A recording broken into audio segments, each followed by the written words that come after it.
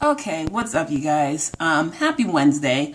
I'm filming this before I head out for class. This little corner thing right here is my ring light. Trying to figure out how to do the phone attachment thing because it didn't come with it. So, work in progress here. But, I wanted to talk about Potomac. And it's been a debate for the last almost 2 weeks on this.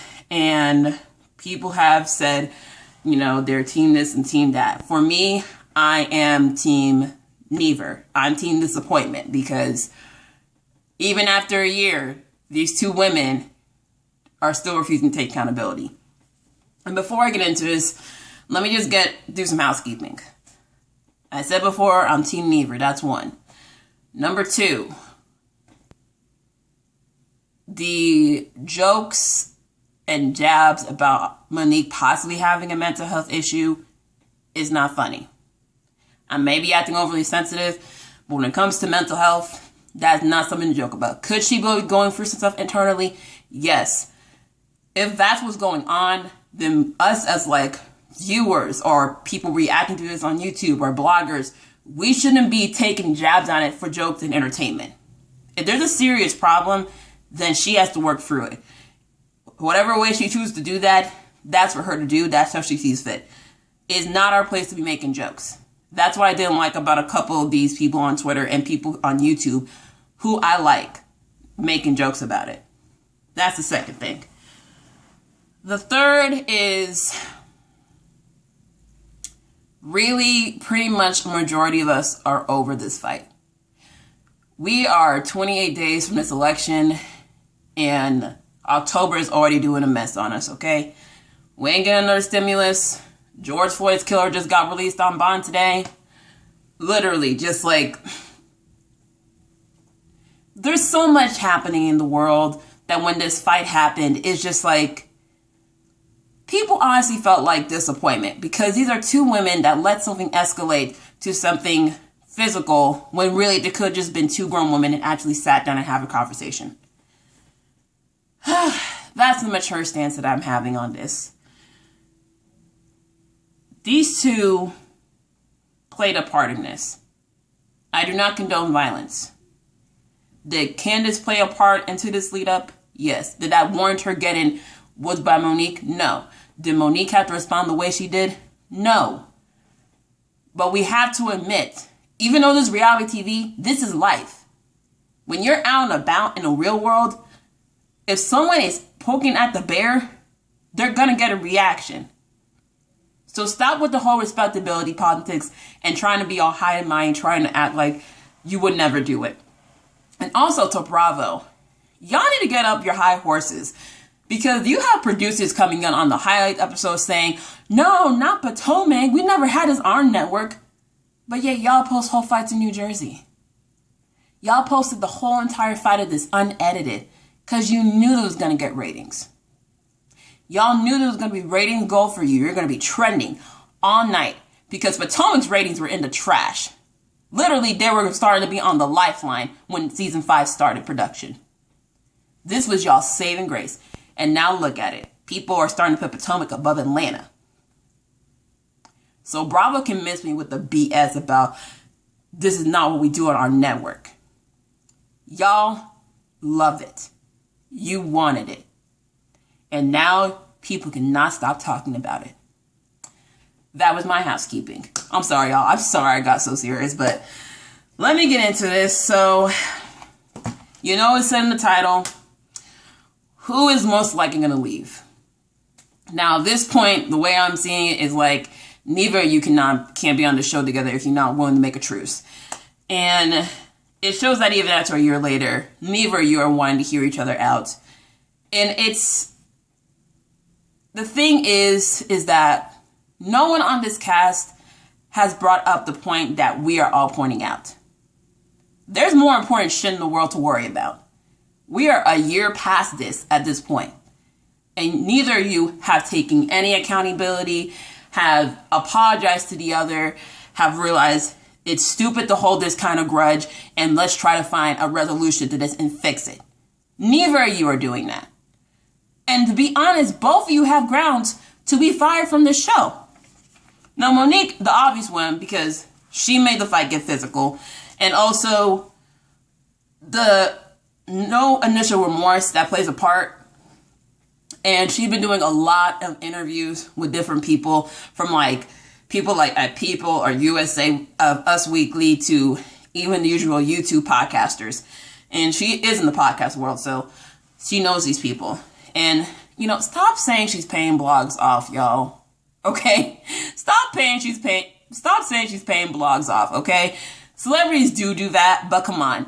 This is a D-list celebrity, if we're going to be honest. She's not paying off anybody. Besides, people have even said that she tried to pay me off. Dude, I got a little over 700 subscribers. Who's going to listen to me? Just being honest. And the thing is, Candace, you could have had so much leverage. You could have had leverage to get a multi-season contract, a pay bonus, but you messed it up going to the attorney. That's the one thing Bravo does not like doing, and that's legal stuff. That's why when the whole lawsuit came from the cameraman last season, from what Michael did, they paid him off. The thing was dismissed, but we all know that what really happened is that Bravo paid him off. We all know the tea.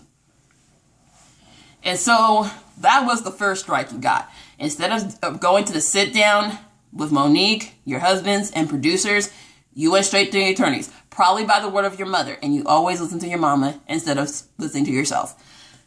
Then there's the Christmas party. Now, from what the mid-season trailer shows, Candace, you learned nothing.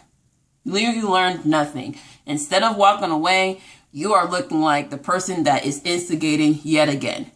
You in this scene being, I wish a mother effer would. That just made you look bad. And the thing is, most likely, the first half of this season was going to show Monique in a bad light. I believe the second half is going to show Candace in a bad light. Because from what I got from this mid-season trailer, Candace is going to be on the revenge route. And the blow that's going to happen at this Christmas party in the season finale is going to make her look bad. It's going to look like she's equally to blame. And mind you, when this all happens, Giselle's going to turn around and do the same thing to Candace that she's doing to Monique. She's going to say, Candace, this is not what we do. How can you do this at Robin's engagement party? You clearly learned nothing. We know how it's going to be. They're going to twist it around and you're going to be looked like in the negative light. Then you had the IG Live. You had the IG Live, you're dropping names, and you're saying that there was this alleged plot going on. Now, everybody seems to have forgot about that because you deleted it, but you know what? People screenshot record, and they got it on YouTube. Don't be surprised that Giselle's planning something behind the scenes. She may be acting innocent in these interviews, but she is doing some planning behind the scenes because she does not want her hands to be dirty. And not only that, we got the homophobic tweets. Now, yes, these are from 2010 to 2014. But the thing is, you know how Bravo's been. Anything racist or homophobic on your timeline in your past, and you're not held responsible for that, and it shows that they didn't do a clear background check, they want to clean their hands. They want to absolve their hands of any responsibility or accountability for recruiting you and let you go. And not only that, Chris out here making homophobic comments. He over here throwing homophobic comments at bloggers on YouTube, on Instagram, on Twitter. Get your husband under control, okay? He's not making you look good right now. So both of y'all have the grounds to being kicked off this show. Honestly, someone at this reunion has to bring up saying, look, you two grown-ass women, there's more going on in this world. Figure out your shit because neither one of you look good. People are tired of you. People are tired of this fight. And honestly, I wouldn't be surprised if the ratings drop for Potomac because we all know that the fight's going to happen in the season finale. So it is what it is. A possible truce, I don't know. I really don't know. The way Andy loves to be messy at these reunions, I honestly don't know. Now, the future of Potomac as a whole. And I say this because C19 has really messed up everything in regards to TV. Well, right now we have Orange County this month, and then we have Salt Lake taking Atlanta's spot come November. Atlanta and Jersey, they're currently filming right now. They aren't going to be back till probably the beginning of the year. Potomac, right now, y'all's schedule got pushed back. Not only that, when it comes to basically seeing who will stay and who will go, even if one or both of these ladies leave, what else does this show have to give us? Like, honestly, how many times can you recycle a storyline? Michael cheating on Ashley again. Juan putting Robin in circles. Candace possibly fighting with another cast member. Karen and Ray having their issue. Giselle doing whatever she thinks that'll keep her on the show. Really, that's how it is. And it leads into my other thing saying, right now in the OG sweep of Bravo, we might see an OG get fired. Now, when you look at like storyline rankings for this season, Robin and Giselle fell at the bottom when you really think about it. Because here's the thing. No one's buying this storyline with her and Jamal. And Giselle, you put your foot in your mouth on this. You had everybody on your side when you make your points. But when you said you and Jamal have an image to uphold, that's where you screwed up. Because right now, because even today, people had dug up so much dirt on him. Like, honestly, the information that I found out today, I'm surprised the church has come to this point where they let this slide. And ma'am, did you forget why you divorced him? Did you forget? Because we have the old articles. People are posting those old articles on Twitter about all your guys' divorce and what was in your filing. We remember. Nobody forgot. And so when really looking at it, we might see one or two OGs get fired. Now, would Giselle get fired? No, because he's the head BIC in charge. However, people said the same thing about Nene. Now look where she at. People said the same thing about LVP. Now she gone. Orange County, Vicky and Tamra, they're gone. Dorinda, she gone. Just because you brought the show forward does not mean you're not expendable. And regarding whatever happens at this reunion, what's being brought to the forefront, and the receipts and tea that's brought, Giselle should be very concerned right now. Also, I believe Robin was probably going to get cut because really she delivers the same storyline every season. I said that she's the Telly Mellencamp of Potomac, only with horrible financial decisions. And she has nothing to deliver. Like, honestly, if she's asked back, season 6 is going to be her last chance. Because she gives nothing to this show. Also, as a piggyback from that, we might get some new wives. Really, at this point, Bravo is trying to rebrand everything. Right now, they're adding on different new castmates in different shows. They're adding a new woman onto Beverly Hills. She is Asian. She's married to a Disney director. I can't remember her name, but she's very notable. We also got Brienne Shaw, who's one of Leah's friends, who is a black woman who is a motivational speaker. Now we have, even in Atlanta, you got Drew Sidora, who's an actress. You got LaToya Forever, who's a YouTuber. And then you got Fallon, who is not only a notable socialite, but she's also Nigerian. So you got the cultural aspect. Now, Wendy, honestly, with Wendy, at this point, she feels like a one-season Kim Fields. She's not really bringing a lot.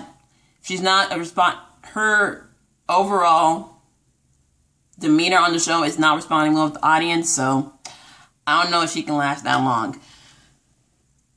We might have to bring some new wives.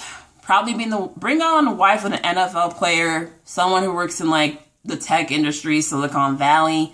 Like, I don't know the overall like living area of Potomac since it's such a small area, but you got to bring in new and younger to get people to keep watching.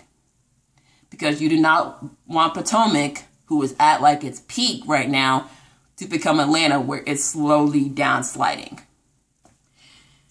Now let's get to the reunion. I already talked about a truce. I already talked about receipts. We are going to see some exposure happening. We're going to see some the people who are on the offensive side of Monique, they're going to get fact checked because they're going to show all the video evidence. We're going to dive into this plot, and they're going to bring back the live that Candace did. And they're going to have to explain themselves. And don't forget, Monique has the receipts of statements of different people. Also, Karen can co-sign to this whole thing. And we all know Giselle's the puppet master. And if she tries to bring Jamal onto the show, you know Bravo will be messy and bring in one of his baby mamas. Because allegedly, there's another one. I'm not talking about the baby that was born in March. I'm talking about a whole new one that was born like in September last year. While the show was filming. Child. So much is going to go down at this reunion. It better be in person because we cannot do all of this on a Zoom call. But that's my thoughts on the entire thing. The state of Potomac, who should stay or who should go. Let me know in the comments how y'all feel. If y'all at the mess, I will delete and block you, okay? I don't play like that. Anyways, you go peace out. More love. Have a great day. Bye.